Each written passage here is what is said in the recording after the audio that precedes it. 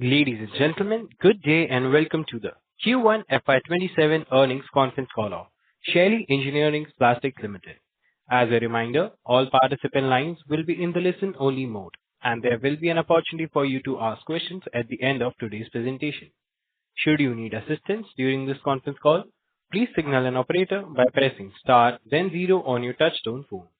Please note that this conference is being recorded. Before we begin, a brief disclaimer. This conference call may contain forward-looking statements about the company which are based on beliefs, opinion, and expectations of the company as of the date of this call. These statements are not the guarantees of future performance and may involve risks and uncertainties that are difficult to predict. I would now like to hand the conference over to Mr. Amit Sanghvi, Managing Director of Shaily Engineering Plastics Ltd. Thank you, and over to you, sir. Thank you very much. Good afternoon, everyone, and thank you for joining Shaily Engineering Plastics earnings call for Q1 FY27. I'm joined today by Sanjay Shah, our Chief Strategy Officer, and SGNA, our Investor Relations Advisor. I hope everyone has had the opportunity to review our financial results and investor presentation, which have been uploaded on the stock exchange as well as the company's website. The global operating environment remained challenging in the quarter, with continued uncertainty arising from the geopolitical situation in West Asia and its wider impact on supply chain, as well as commodity markets. This led to volatility in key raw material prices, particularly polymers, alongside logistic disruptions, container availability constraints, and elevated freight costs. Despite these external headwinds, we remain focused on execution. Through disciplined operational planning, supply chain management, and calibrated pricing actions, including pass-through mechanisms wherever applicable, we were able to effectively mitigate much of the impact and ensure business continuity. Before I get into the highlights of the quarter, I'd like to take a minute to reflect on our healthcare journey and what we have achieved so far. The Q1 has been exceptionally exciting with launches, so I thought I'd take a moment and reflect on it. When I look at where Shaily stands today, our position rests on two principles that we have not compromised on: quality and innovation. Our focus is consistently on delivering the best possible outcome for our customers and for the patients who depend on our devices. That standard has shaped every decision along a very difficult path, one we traveled for years with much of the market unconvinced that we could deliver. We took on risks that few in our industry would accept, stayed focused on the objective, and treated our early failures as critical information, one that we learned from, corrected quickly, and moved on. Combined with the deliberate effort to hire the best talent in the industry globally, this approach has produced measurable results for Shaily. 6 of our 8 device platforms are now fully commercial and sold across global markets, developed within 7 to 8 years. Over the same period, Shaily has delivered the world's first generic semaglutide launches in multiple markets, and also secured the first tentative US FDA approval for generic semaglutide. Building on this, I'm pleased to announce that we have appointed dedicated heads of business development for both Europe as well as North America, our 2 priority growth markets. Both are senior industry leaders, and with them in place, we are in discussions and confident of securing a partnership with a major global pharmaceutical over the near term. The healthcare strategy is clear. Continue to scale GLP-1 and insulin, and simultaneously get into niche areas like emergency use devices, on-body injectors, and more sustainable reusable devices, as well as forge partnerships with global pharma to take the next leap in Shaily's healthcare growth story. Now coming to the quarter, as committed earlier, our additional 25 million pen capacity is expected to become operational by end of September, taking our total installed pen injector capacity to approximately 75 million pens per annum. Moving to our segment-wise performance and key business developments, healthcare continued to deliver robust performance during Q1 FY27. Segment revenue grew 85% year-on-year to 142 crores, contributing approximately 51% of consolidated revenue and becoming our largest business segment for the quarter. Growth continued to be led by our pen injector platform, including devices used for GLP-1 and other chronic therapies. During the quarter, we received orders for injector pen supplies following regulatory approval secured for the sale of semaglutide in Canada, Brazil by our pharmaceutical partners. In addition, we've also signed 2 new platform projects, further strengthening our long-term product pipeline. The consumer segment reported revenue of 116 crores during the quarter, accounting for around 41% of consolidated revenue.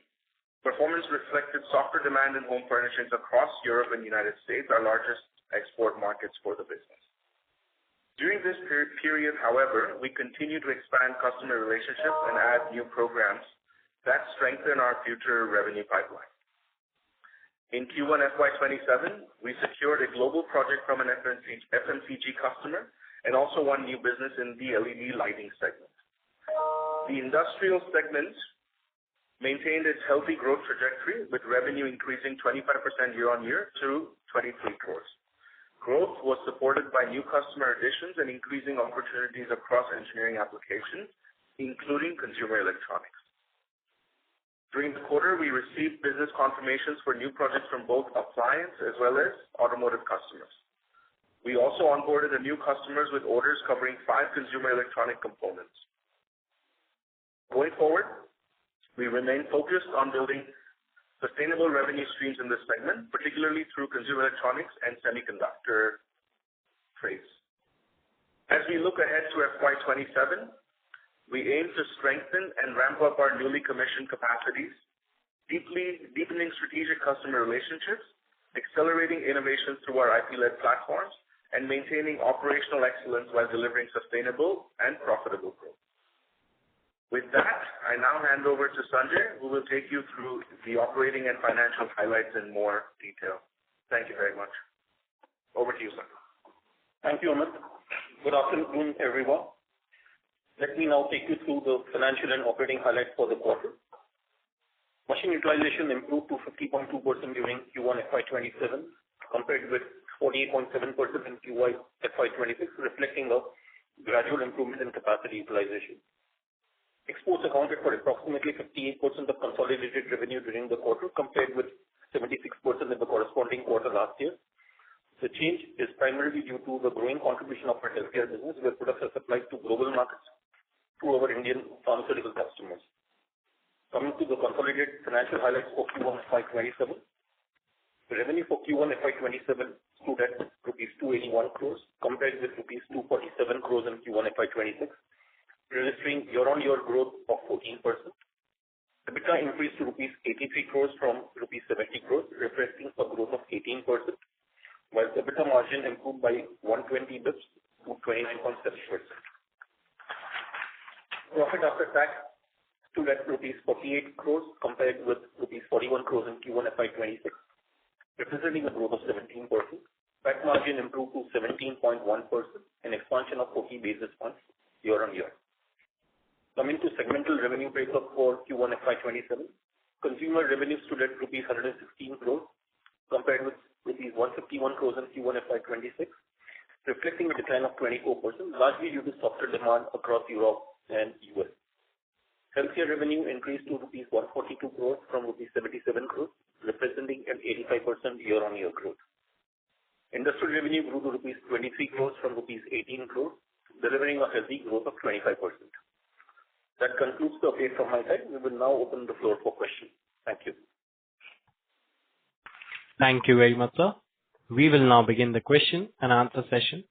Anyone who wishes to ask a question may press star and 1 on the touch-tone telephone. If you wish to remove yourself from the question queue, you may press star and 2. Participants are requested to use handsets while asking a question. Ladies and gentlemen, we'll wait for a moment while the question queue assembles.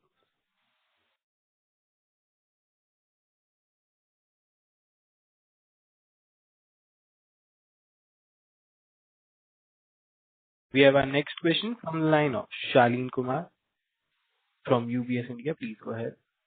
Yeah. Hi, thanks. Hi, Amit. Hi, Sanjay. Congratulations on a good set of numbers. One first question. Can we know how many pens we have done in the 1Q? So all devices, delivery devices put together, we've done about close to 9 million in the first quarter. Right. So, Amit, and what would be the ballpark proportion of insulin and GLP-1 in that? you've got probably you've got a bit more than insulin and GLP-1, so there is other therapies in the mix, but rough ballpark would be consider 60%, 50 to 60% GLP-1s, and the rest would be insulin plus other molecules. Got it. And I would like to know the status of the new line, right, which we have set up, beginning of the previous quarter. So, we were facing some issue in setting up and reaching the optimal levels. So where we are on that? We have increased speed on that line by about 9%. It still needs further improvement. So we have a plan. There's some additional equipment needed on the line, which is still under, it's not received by Shaily yet. So as soon as that is installed, that line should be able to see another 30% jump. That's great. And timeline for that? It's a constant struggle right now, Shaily, but we're looking at essentially, before the end of this quarter. All right. And the next line which we're getting in, this or next month, you think that you will face the similar challenges, or we have some learnings from the current line and the upcoming line will be much smoother? So one thing we've made sure, we've delayed getting the second line that is coming in. I mean, not beyond what we had anticipated, but just if I look at the overall program, the line was to come in and then go through a ramp up. Instead, we've kind of switched that strategy. We're going to do the ramp up and get to a 80% plus efficiency at the supplier before we do the FAT and then ship the line. We're not doing any R&D here. So effectively, once the line is here, maybe in a month or two, we should be able to achieve similar efficiencies, like 80% we're talking about. Absolutely. So Amit, on that basis, you have done 9 million in 1Q despite all the challenges. 2Q, your efficiency is improving. In 3Q, 4Q, your line will be double and operating at a much higher efficiency. So, but your full year guidance is 36. I mean, mathematically, you will be beating your guidance even with a single line operating at a much lower efficiency. So, is it fair to believe that you will do much better than your guidance? I mean, it's an evolving situation because it's not just It's mathematics. It's not just ability to deliver. It's also, customer partners having some short-term potential supply chain issues as well. But yeah, I think we should be able to go beyond 36 million. Short answer is we should be. Yeah. So effectively, if no other variable changes, demand remains strong. I hope it is strong, and you're able to execute the strategy. So we should be in a comfortable position of beating our guidance of 36. That's the way to put it. Yes. Great. A bit on consumer electronics, and then I'll join back the queue. Any status update on the new plant? Where we are? Have we started supplying commercially to the customer? How many parts have been qualified? Any update on that? We have started commercial supply. We also got awarded, 5 new components, as I mentioned that in my earlier speech, from a new customer in consumer electronics, which we should be able to put into supply just before the end of the year, end of the financial year. And in terms of starting up of the new plant, we are looking at, I think you'll receive an update in the next quarter earnings call, but plans are quite solid and moving forward as projected. Have you secured the location land? Short answer, yes. We haven't announced it, but yes, we have. All right. That's great. I have a bunch of more questions, but I would rather join the queue. Thank you so much. Thank you. Thank you. Ladies and gentlemen, in order to ensure that the management is able to address questions from all participants in the conference, please limit your questions to 2 per participant. Should you have a follow-up question, we request you to rejoin the queue. I repeat, please limit yourself to only 2 questions per participant. Should you have a follow-up question, we request you to rejoin the queue. Next question is from the line of Ritesh Shah from Investec. Please go ahead. Yeah, hi. Thanks for the opportunity, and congratulations for good set of numbers. First question is on gross margin decline on a sequential basis. It's a bit perplexing given the healthcare pie in revenues has actually increased. So just wanted to understand, one is the pricing, and second is the cost plus arrangements that we have on insulin and GLP-1 devices. And the related one, any color that you can provide on pricing for these devices, taking into account the two large Chinese companies, which are also likely to hit the supply curve. So how should we look at overall pricing, margins and cost plus? I think that's the first question. Thanks.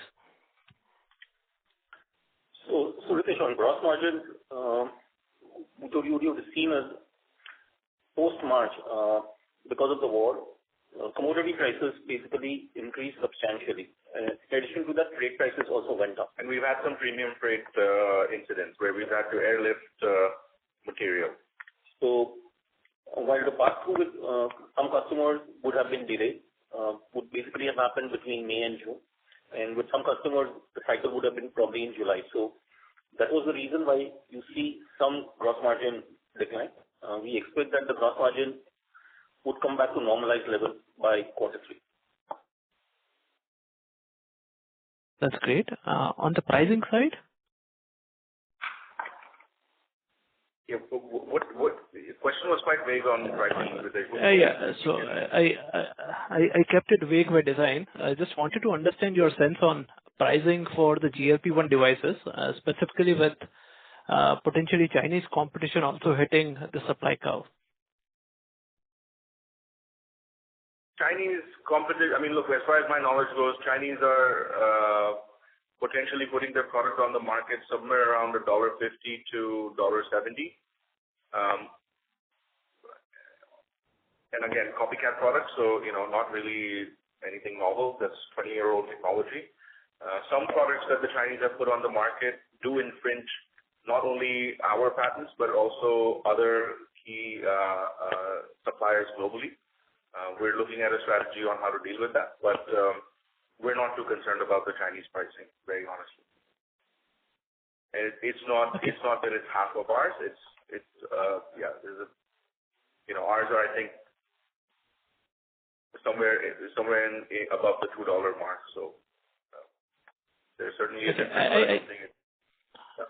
I just wanted to understand what is the frequency of price renewal. So typically, these are long gestation volume contracts. You fix up a certain cost plus with a 2-year tenure, or is it on a certain volumes? How does it work? These are not cost plus contracts. They're basically just volume and market-driven pricing contracts with a mechanism to do price review annually. So it all depends on the type of agreement. It's not a cost plus business, first of all, right? It's an intellectual property-led business, so it's never going to be a cost plus business. We look at a base index on various things, inflation and potentially polymers. But more importantly, we look at longevity of the contract and the commitment, and that's how pricing is decided. Perfect. My second question is on, we had put in a press release with respect to Dr. Reddy's 423 crores order a few quarters back. We understand that they have issues with regard to impurities in Canada. Brazil also it's stuck with for technical issues. In this circumstances, how comfortable are we with our guidance of 36 million? Say, if not for DRL, do we have likes of Apotex or somebody else who will comfortably lift our shipments?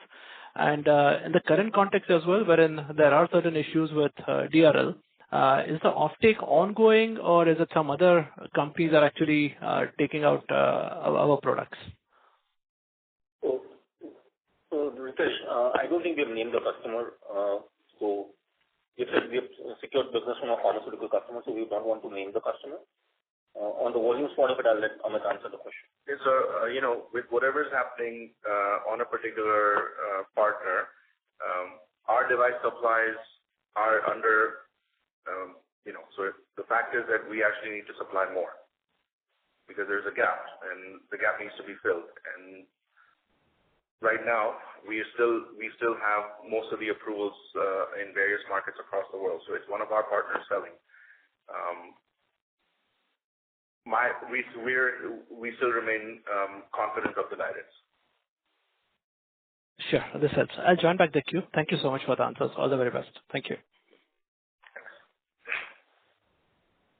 Thank you.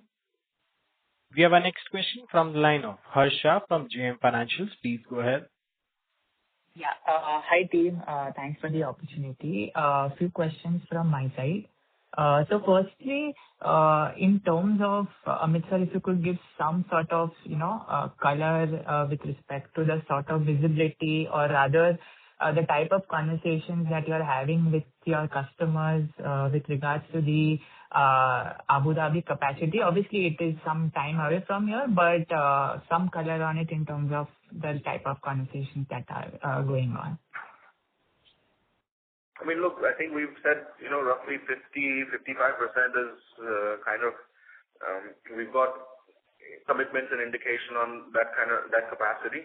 The rest we are working on. The plant is supposed to start selling by end of FY28.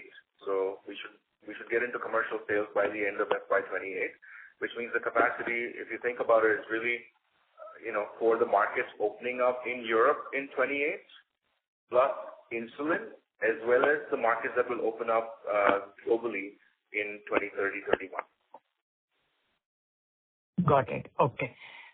Secondly, on the consumer electronics vertical, right?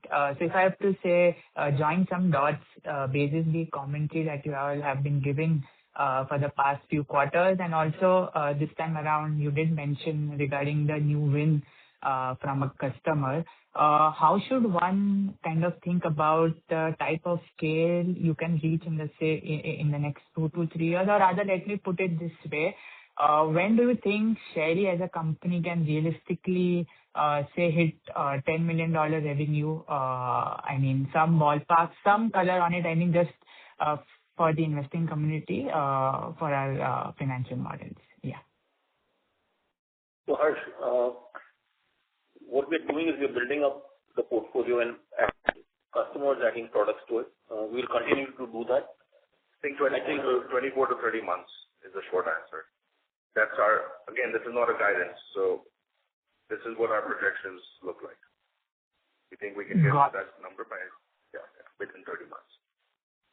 Got it. And just to appreciate this customer win, are you in the position to give some qualitative details in terms of the time taken for you, to get qualified for the customer? Anything on that side? Harsh, again, some of these details will be confidential, so it will be difficult for us to comment on that. Yeah. Sure. Just lastly, from my side, in the UK subsidiary, right? So obviously, if we do Concall minus standalone, that kind of includes both the UK and the UAE subsidiary. But if I have to kind of just do a normal calculation, I see a bit of a drop in the UK subsidiary kind of revenue. Is that more of a timing kind of issue that has come in for the subsidiary? Yes, it is a timing issue. Look, there are certain milestones that were achieved at the very, very end of the month. But what we do is we don't raise an invoice until we get confirmation from a customer that the milestone is achieved. So it's a timing issue. It will come back over the next 3 quarters. So safe to assume that for the full year, we can do at least 15% kind of growth in the UK subsidiary? Harsh, we're not giving a guidance here, so yeah. Thanks. Sure. No worries. Thank you. That's it from my side. I'll get back in the queue. Thank you. We have our next question from the line of Nirali from Unique PMS. Please go ahead. Yeah, hi. Thank you for the opportunity. So I have 2 set of questions. One is on the consumer electronics.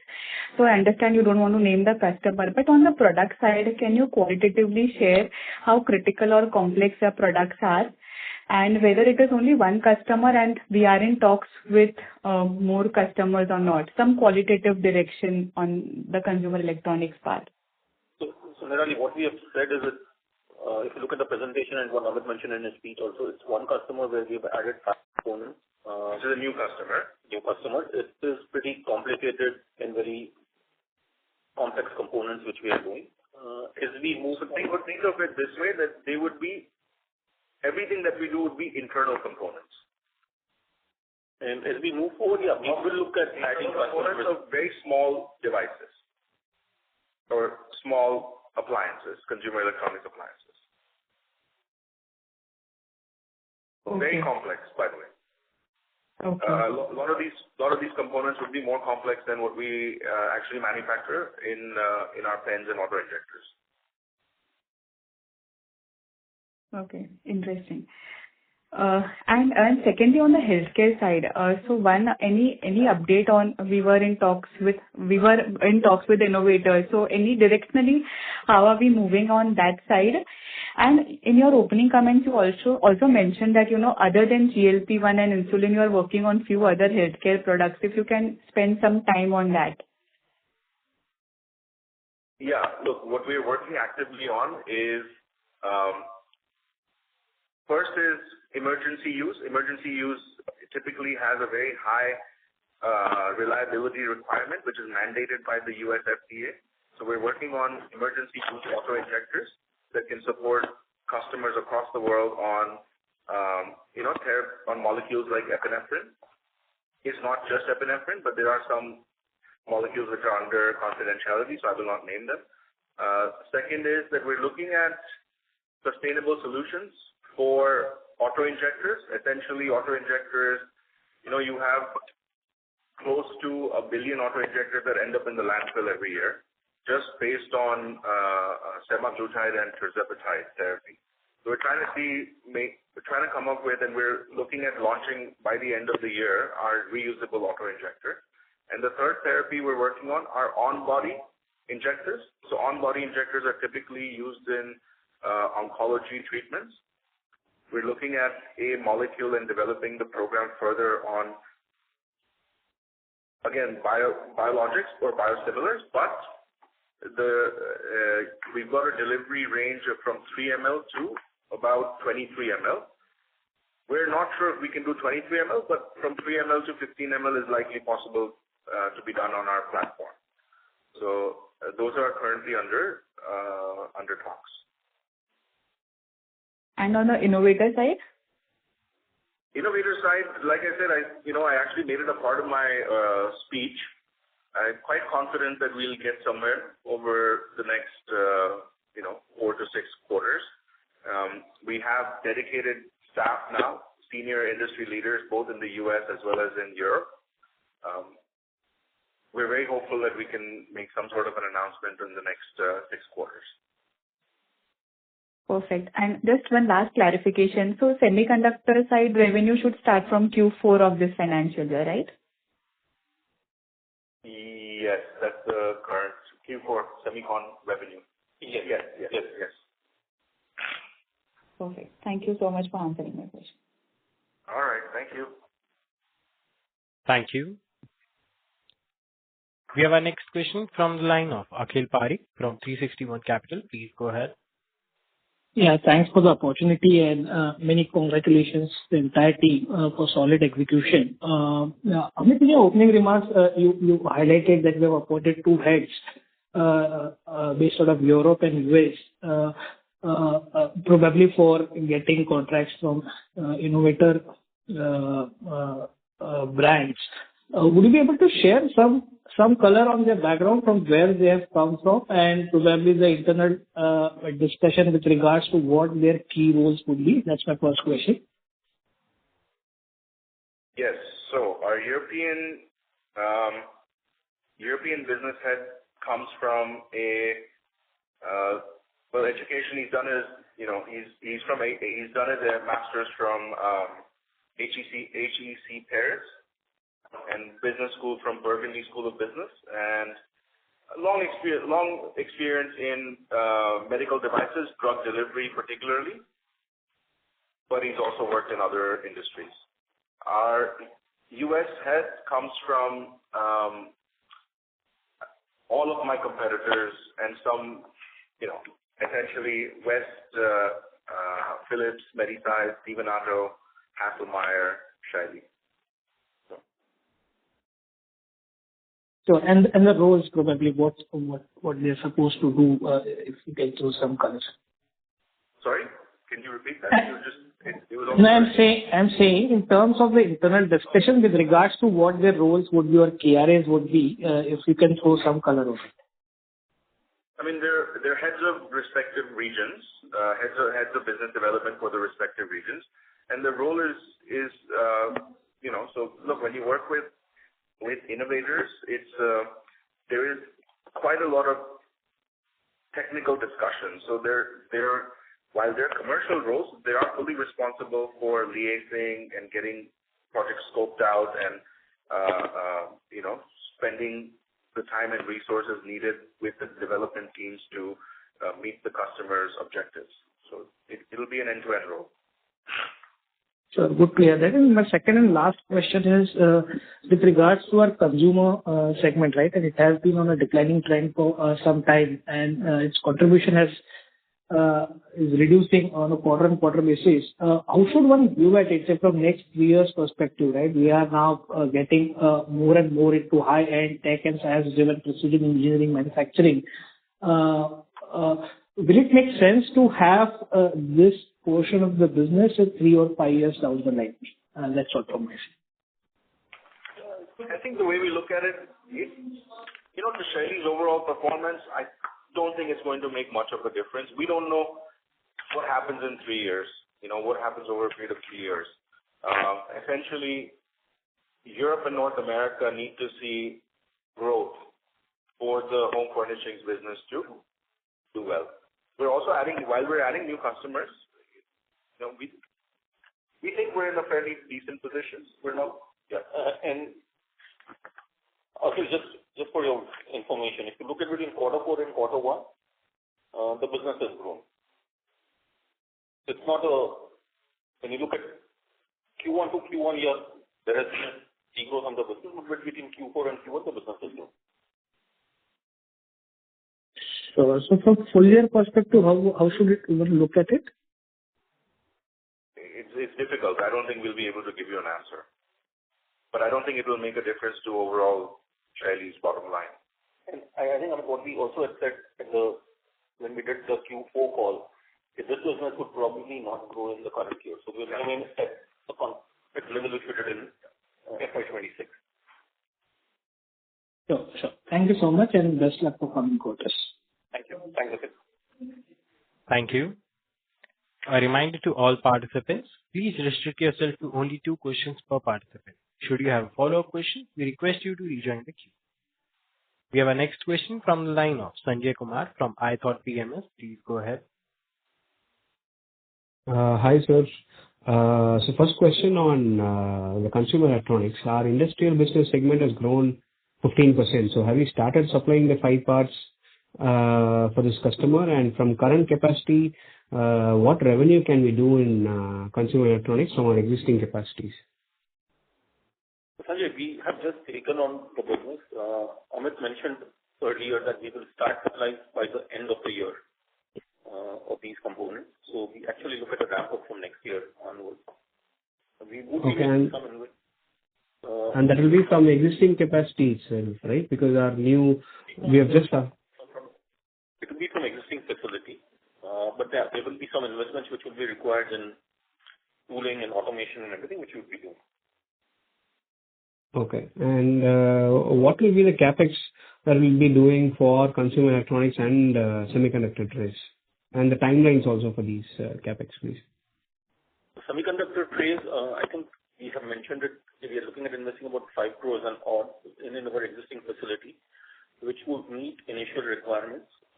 Once we start supplies and once we know how the market develops in terms of how customers in India start scaling up, that's when we will have a better idea in terms of how we would be required to make further investments. On consumer electronics, again, we have said that once we set up a plant down south, we would be looking at an investment of somewhere between 80 to 100 crores in that facility. Okay. And for this consumer electronics, Amit mentioned that it is a small device, but the customer also has other devices. Can we get into these other devices, or is our scope limited to this particular device? We're looking at getting into the whole ecosystem. It will be a process which we need to go through, work with the customer for that, which is what we are trying to do there. Okay. Okay. Got it. All right. Thank you. Thank you. Thank you. We have our next question from the line of Rupesh Tatia from Long Equity Partners. Please go ahead. Yeah, thank you. Thank you for the opportunity, and congratulations, Amit, for fantastic results in healthcare. In semiconductor trade and packaging, right? I mean, what is our right to win? What is the complexity of these trades?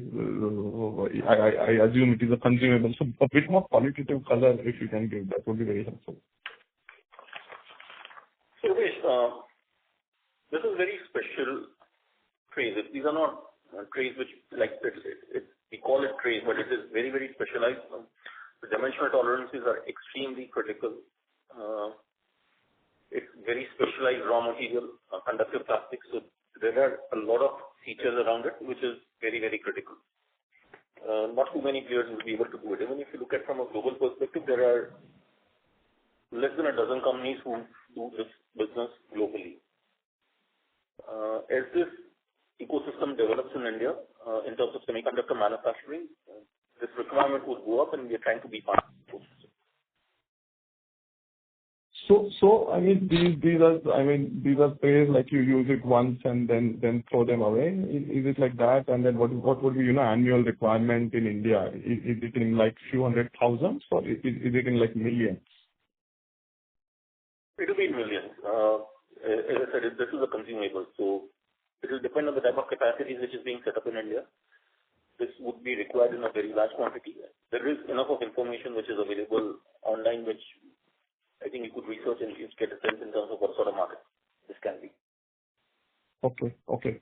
And the second question, sir, any plans to enter any other pharma consumables? I mean, there are quite a few, and a lot of them have a lot of barriers to entry. So are we looking at any other pharma consumables?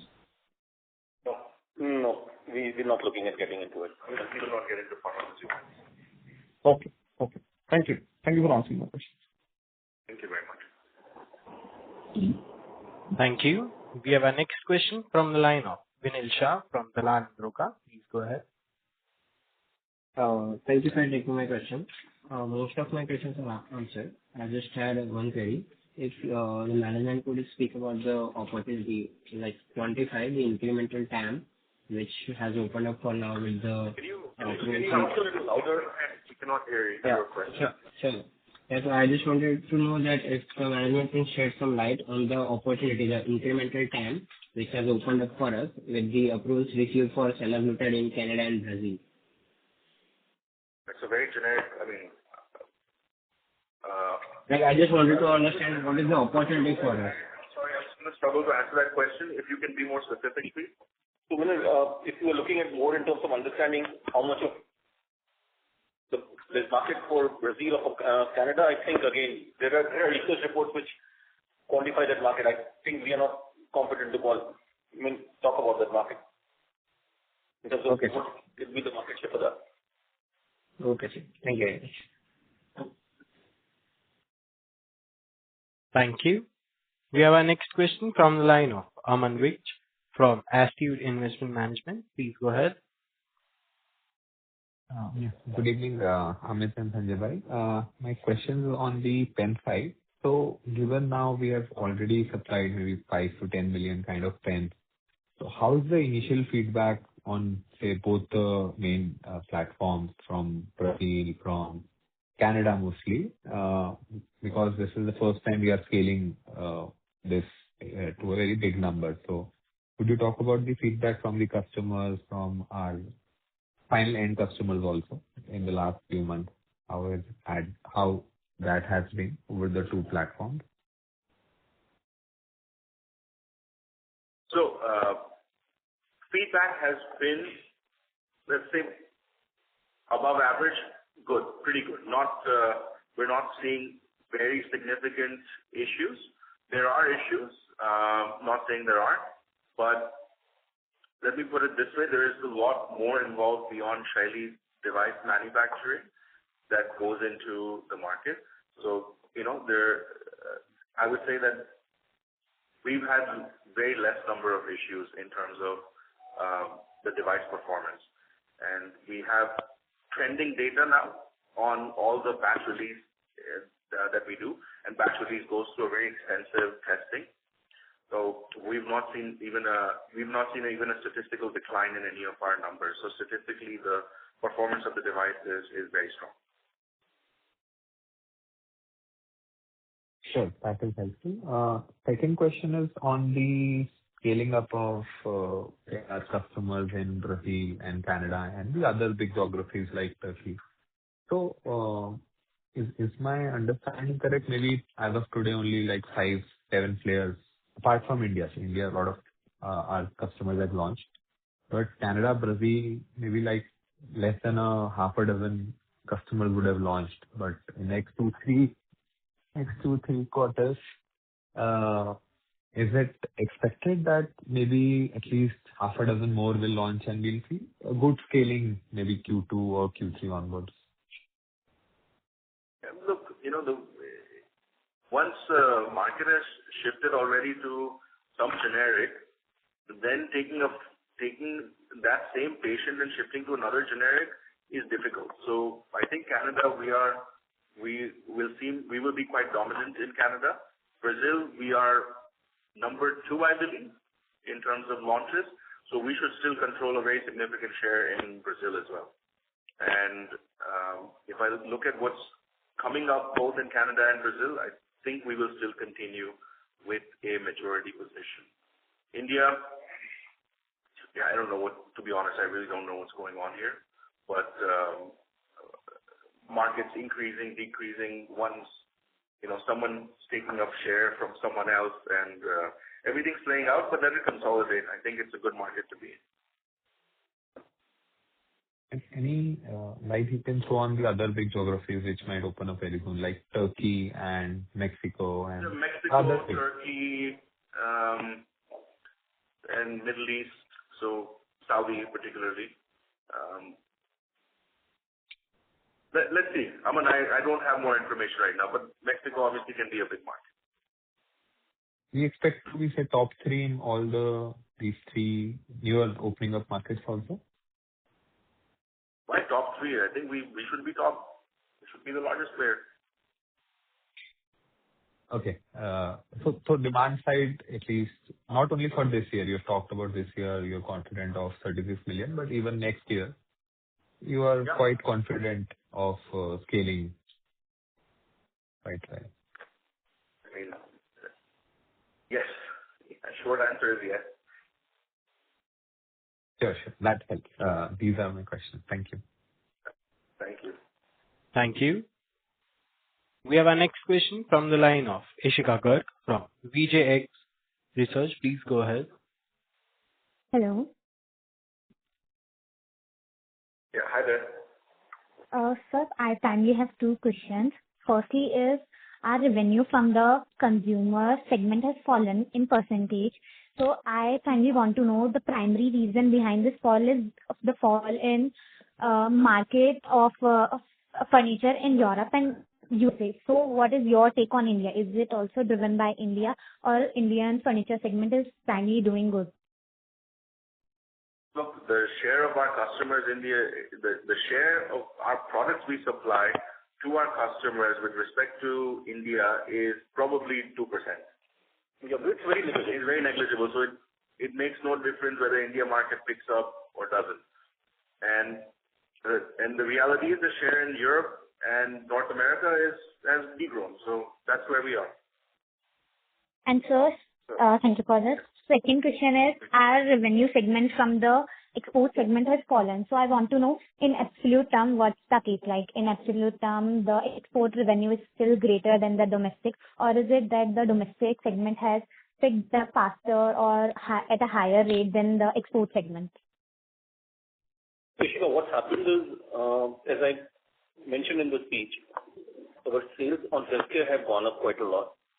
While healthcare sales are for overall global markets, we supply to a lot of it goes to domestic pharma companies who basically then put in the drug and then export it out. So that's one reason for the mix changing.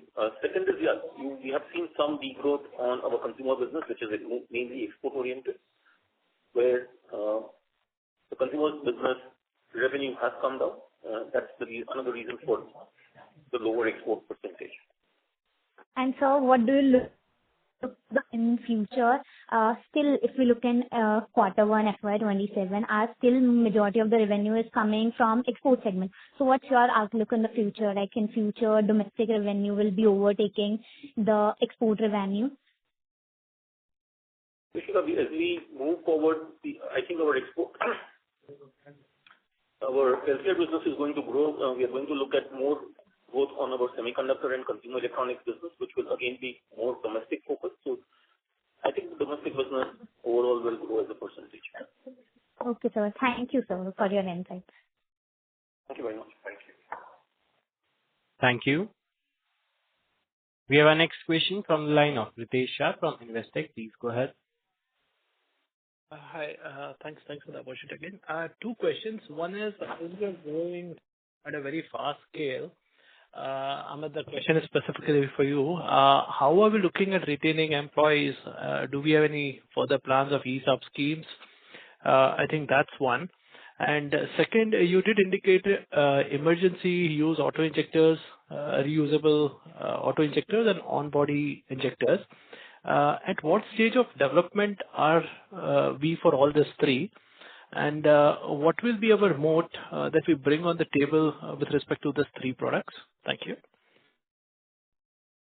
I'll take your last question first, Ritesh. The reusable auto-injector, we've gotten it to a point where we've tested, or we will be testing performance in the current month or early next month. And we will be showcasing it for the first time at CPHI in Milan. So let's say it's quite advanced. On the emergency use auto-injector, it's a program that we've been working on for over roughly 18 months, and we will bring it to a closure by the end of 27. It's a device where you have essentially... Sorry, just a second.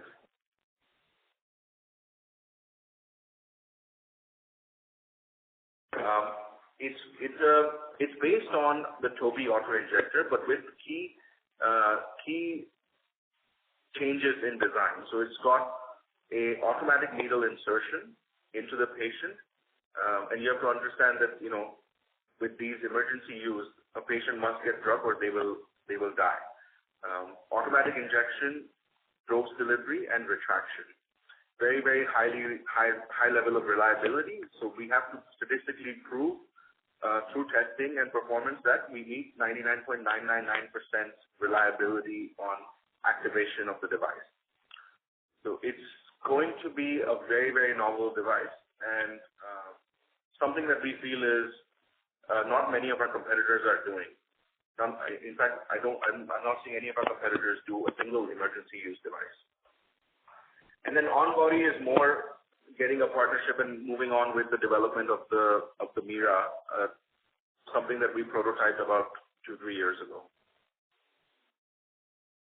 And now to your first question on talent.